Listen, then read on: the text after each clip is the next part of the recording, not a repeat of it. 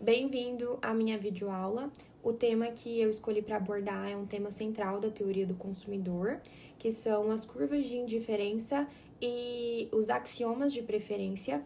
Esses conceitos eles vão ajudar a gente a entender como que as pessoas chegam no seu consumo final, como elas fazem essas escolhas e sempre buscando maximizar a sua satisfação ou a sua utilidade. Antes de falar das curvas de indiferença, a gente precisa entender o que são os axiomas de preferência. Eles são como regra básica para a escolha do consumidor. O primeiro deles é a completude. Significa que o consumidor ele sempre vai conseguir comparar cestas de consumos. Aí eu trouxe um exemplo prático que é, imagine duas cestas de consumo. A cesta A, que tem um refrigerante mais uma pizza, e a cesta B, que são 2 hambúrgueres mais um suco. Ele vai ter essas duas opções ou ser indiferente a ela. O segundo deles é a transitividade.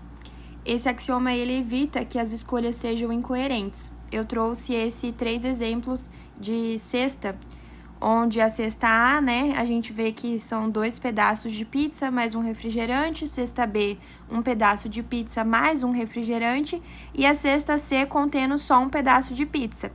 Se alguém dizer que prefere a A do que a B ou a B do que a C e depois dizer que prefere a cesta C do que a A, claramente é uma escolha incoerente. E por fim, o princípio de não sociedade, ou também chamado como monotocidade, ele parte de um princípio que o consumidor sempre vai querer mais, desde que não atrapalhe ou não cause excesso. Por exemplo, eu tenho uma certa quantidade de maçãs e uma certa quantidade de bananas. Eu ganho mais maçãs sem perder bananas. Isso é considerado melhor, ou seja, mais melhor. Mas aonde está a exceção? Exemplo, eu ganho uma certa quantidade de pimentas e eu não gosto de pimenta. Então, para mim, como consumidora, isso não é vantajoso. Ou eu consumo mais do que 10 bananas e isso me causa um mal-estar. Também não é vantajoso. Agora sim, a gente vai falar de curvas de indiferença. Uma curva de indiferença, ela mostra todas as combinações de 2 bens que dão o mesmo nível de satisfação para o consumidor. Se o consumidor está em qualquer ponto da mesma curva, ela é indiferente entre essas escolhas. Eu trouxe esse exemplo de 2 bens, que é uma pizza e um refrigerante, e a mesma satisfação em diferentes combinações. Então, é indiferente para o consumidor essas cestas porque ela dá a mesma utilidade. Nesse slide, eu vou estar dando exemplos práticos dos outros 3 tipos de curvas de indiferença. A primeira delas é a inclinação negativa, onde para eu ter mais de algo, eu preciso perder outra coisa.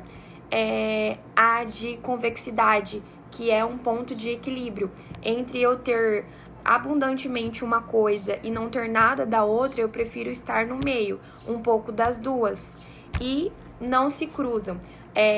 Uma curva de indiferença que não se cruza é porque se elas se cruzassem, elas teriam a mesma cesta. Então, uma terá que ter mais utilidade do que a outra. No primeiro exemplo de inclinação negativa, eu passo de ter 2 pizzas e 2 refrigerantes para ter 3 pizzas e um refri. Eu ganhei, mas perdi um refrigerante. A convexa, de convexidade, o consumidor ele tende a gostar de variedade. Então, entre ter 4 pizzas e nada de refrigerante, ou ao contrário, eu prefiro ter 2 de cada. Nunca se cruzam. Eu prefiro ter uma utilidade mais alta, por lógica, para ser coerente, do que ter uma utilidade mais baixa. Ela não tem como se cruzar, porque senão as cestas seriam totalmente iguais. Agora, para fechar, os axiomas, eles nos ajudam a visualizar como os consumidores fazem as escolhas de forma racional e as curvas de indiferença, elas traduzem isso graficamente, dando opções de bens com o mesmo nível de satisfação, tudo isso gerado com gráficos. E aí, no próximo slide, eu vou deixar uns exemplos. Aqui eu trouxe os 4 diferentes tipos de curva. A primeira delas é a curva da indiferença, a segunda é a inclinação negativa, a terceira, convexidade, e a quarta, onde as curvas não se cruzam. Esse comportamento ele começa a ganhar sentido quando a gente considera a restrição orçamentária, onde a gente tem um limite de renda disponível limitado e os preços dos bens. Mesmo com a preferência do consumidor bem definida, a gente tem que lidar com esse limite financeiro e é onde começa a surgir esse desafio entre o que o consumidor quer e o que ele pode comprar. E aí a gente precisa escolher uma melhor combinação para um possível consumo. Então, todas essas variáveis ditas no vídeo ajudam a gente nessa escolha.